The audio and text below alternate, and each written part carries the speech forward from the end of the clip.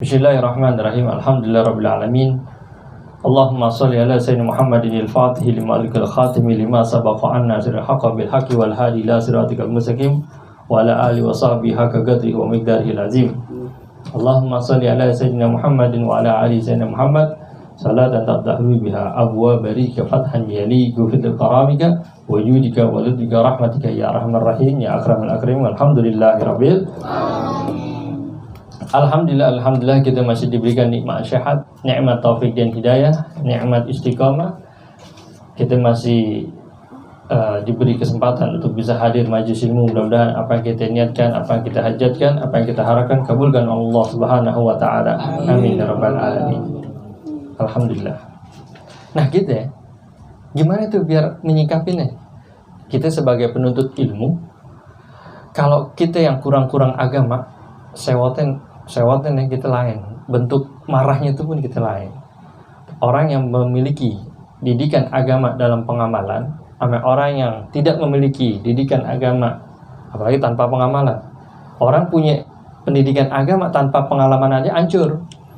Orang nih sama-sama ente ngaji, nih dari sekian banyak nih, dari banyaknya gitu yang ngaji di sini, hasilnya pun berbeda-beda.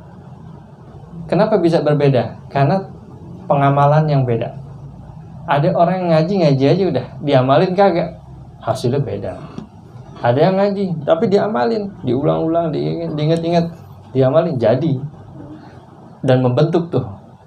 Dan bismillahirrahmanirrahim, ciri-ciri manusia, sikap dan ucapan yang dilontarkan ketika kita bersosialisasi sama seseorang itu mencerminkan hatinya. Paham nggak? Mencerminkan hatinya, mencerminkan kebiasaannya. Hati-hati. Pada suatu saat Allah akan buka kita siapa ya diri kita. Sadar atau tidak sadar, kebuka atau tidak kebuka, akan terungkap. Sampai jati diri kita sebenarnya. Makanya keistiqomahan kita itu diperlukan. Maka istiqomah kita dalam hal-hal baik itu diperlukan. Makanya karakter orang tuh beda-beda. Kita ini semua karakternya gitu, beda-beda, tergantung pengamalan kita lebih dominan kemana nih, negatif apa buruk. Tuh, kalau orang yang lingkungannya baik, bahasa kerennya circle-nya baik, yang dilihat baik, yang dikerjakan baik, dengerin nih, yang dipikirkan pun juga baik, sering tuh dia beradaptasi sama orang sekitarnya, karena berteman dengan orang-orang baik, menghasilkan sikap, karakter, dan ucapan pun yang baik pula. Paham maksudnya? Nah, karena kenapa orang yang sering buruk sangka? Karena dia selalu melakukan hal-hal yang buruk. Coba kalau dia nggak pernah melakukan hal-hal yang buruk, maksudnya nggak dominan, kita pasti melakukan hal-hal buruk. Tapi perbedaan orang itu ada di dalam prasangkanya. Begitu prasangkanya. Kayak gitu tadi, menganggap itu sebuah apa? Sebuah apa tadi dibilang tuh katanya Menteri Agama, dibilang sebuah gangguan. Karena dia menilainya atas dirinya aja, menilai dalam dirinya, dia merasa terganggu tuh. Terganggu. Sama kita menilai seseorang gitu. Orang yang jalan sendiri, yang mau nyolong tuh. Apakah itu? Tapi kalau ente kebiasaannya baik, ente nggak mungkin sangka buruk kayak begitu. Jadi sangka buruk itu dihasilkan dari perbuatan buruk kita selama ini. Paham nggak sebenarnya? Makanya sangka baik itu mencerminkan orang itu baik biasanya. Mencerminkan semua baik dia. Makanya orang mau belajar sangka baik susah. Orang selalu kita ada kejahatan ada dalam kita semua. Paham nggak? Kejahatan ada dalam kita semua. Makanya bawaan kita curiga aja. Dan nyolong ya. Iya nih, gue dulu gitu. Jangan orang ngambil nasi, disangkain, nah ini yang ngabisin dia, ini yang ngabisin nih makanan, mau ambil makan yang habis. Tapi kalau orang yang sangka baik, mungkin dia lapar, ya, mungkin dia gitu. Karena apa? Nggak ada di pikiran dia tuh hal-hal yang buruk untuk orang lain. Karena dia tidak pernah merasakan sesuatu yang dilakukan itu adalah buruk. Gitu. Bismillahirrahmanirrahim.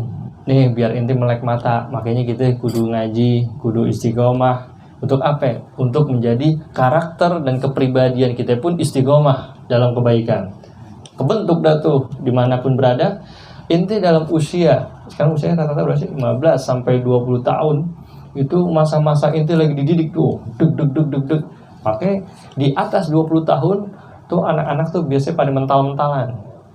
Ya, ini inti ngaji nih. Ini ngaji sekarang. SMA bubar. Masuk kuliah mental. Yang udah kuliah udah kerja mental. Yang udah kerja masih istiqomah, udah kawin mental. Yang udah kawin masih istiqomah, punya anak mental. Yang punya anak istiqomah, punya bini lagi, mental. Ya, gitu. Ini contoh. Biasa begitu mental-mentalnya orang tuh. Ada tahapan. Nah, kita mudah-mudahan kita istiqomah sampai meninggal dunia. Amin ya rabbal alamin. Terus sampai keturunan kita, sampai cucu kita, dan saudara kita, ponakan kita tetap istiqomah dalam menuntut ilmu. Aneh kemarin ngobrol sama orang Turki. Aneh nggak kayak bahasa Turki sih. Untung orang Turkinya bisa bahasa Indonesia. Dia ini namanya Abi Farhat. Nah, Abi Farhat ini dia itu pesantren Sulaimaniyah itu pesantren terbesar di dunia untuk urusan Turki. Di dunia tuh cabangnya ada di mana aja. Nah, yang kemarin saya ketemu itu, kalau yang lihat Abi status, dia yang megang seluruh Indonesia, itu dia. Dia selain hafiz, dia juga guru besar di Turki. Nah, dia mewakili Indonesia untuk perkumpulan Sulaimaniyah tingkat dunia. Itu Indonesia dia. Dahsyat. Dia bilang apa? Dia manggil aneh abang. Masya Allah, begitu tawaduknya. Manggil aneh abang. Tak manggil aneh bapak, manggil abang. Dan itu berempat tuh dia bisa bahasa Turki. Aneh doang nggak bisa bahasa Turki. Bener, aneh doang nggak bisa bahasa Turki. Ya, aku bantai ke bahasa apaan nih? Ya, dia ngomong, gujuk. Apaan nih? Ya sih kecil gitu. Kita ketawa aja. Tahu dia ngomong apa ngerti kagak? Tapi karena keilmuannya tinggi, dia langsung apa?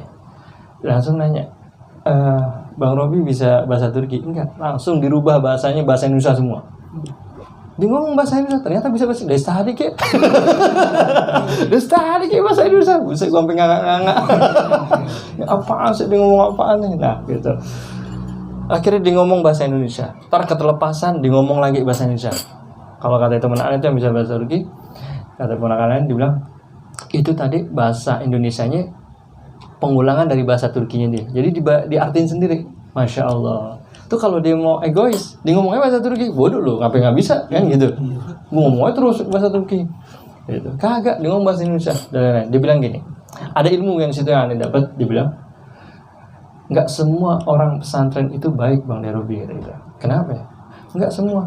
Biasanya kalau di Turki itu orang-orang yang dari pesantren keluar sebentar dia lebih liar ketimbang orang pada umumnya katanya. Itu udah pasti terjadi gitu. Dan sebenarnya Anda udah tahu, tapi kalau kali Turki lain gitu kan ya. Ternyata sama aja. Iya, karena dia kan libur tuh seminggu sekali tuh katanya. Pesantrennya libur seminggu sekali. Nah, saat seminggu sekali itu dia pada keluar kan tuh, keluar dari asrama. Saatnya itu dia pada liar semua, melebihi orang pada umumnya. Ada ngerokok, ada ini dan lain-lain, itu biasa. Kayak gitu. Jadi seakan-akan terkekang gitu di dalam asrama itu. Itu rata-rata hampir semuanya kata dia gitu. Artinya tidak jaminan. Tuh, tidak jaminan orang. Tergantung pada individu kita. Kita mau gimana nih, makanya bimbingan guru, motivasi guru, ya, dan kesadaran inti juga tujuannya apa untuk menuntut ilmu itu harus diperlukan tuh. Sehingga seimbang. Inti belajar ngaji tidak dalam keadaan terpaksa, ya kan? Inti mondok dan lain-lainnya juga tidak dalam terpaksa, sehingga semua yang inti lakukan penuh makna dan keberkahan.